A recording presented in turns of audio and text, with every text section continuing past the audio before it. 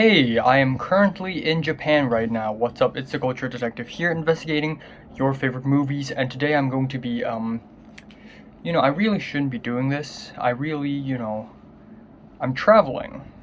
I'm supposed to rest, but, I guess, I guess it's whatever.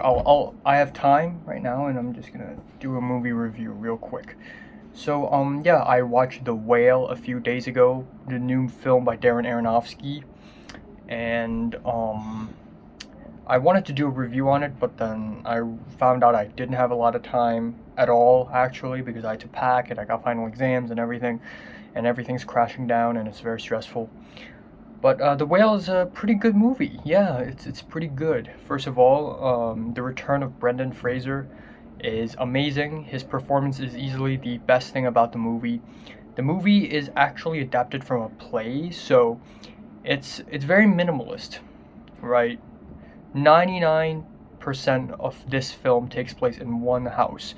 We have a very overweight, very heavily obese guy played by Brendan Fraser, an English teacher, Charlie. And he's encountering with multiple characters. We have his caretaker, his nurse, played by Hong Chau, who's also really friggin' good. A lot of emotional performances provided by her are amazing in this film.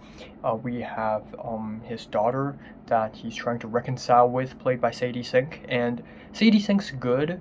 I wouldn't say it's because of her amazing performance or anything. I think it's because she's just good at playing this type of character, or at least from what I've seen, she always plays the same freaking type of character in Stranger Things, in the All Too Well music video, and then in here, she's always the same freaking character.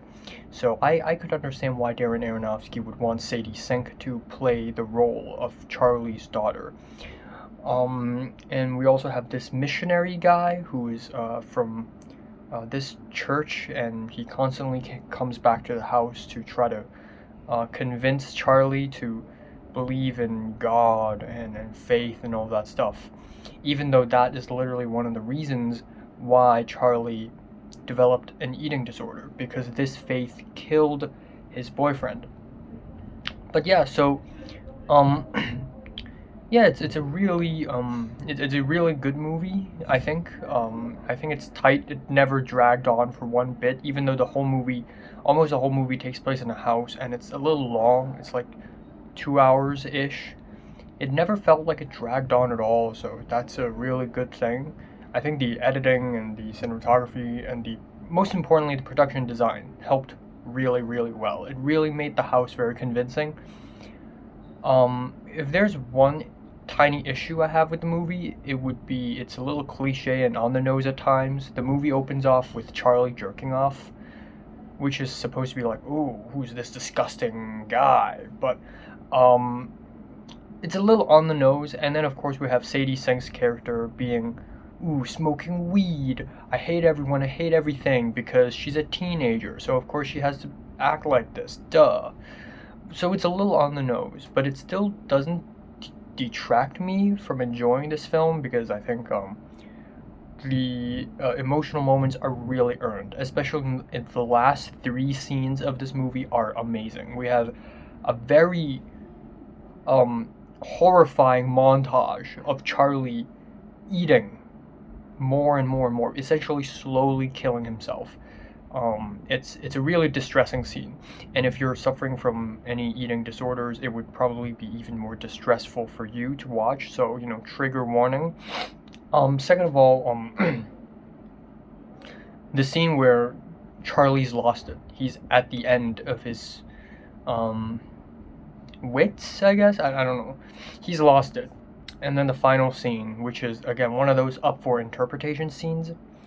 Um, but yeah, it's a good ending though, and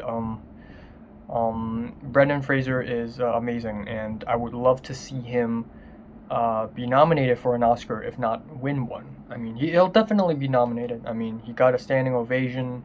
Ovation. People are very much caring about him now, especially with The Whale. So that's amazing, and I'm feeling a strong 7 out of 10 for The Whale. So have you watched The Whale? Do you like it? Do you hate it? Subscribe if you want more, and thanks for watching. Time to have fun in Japan.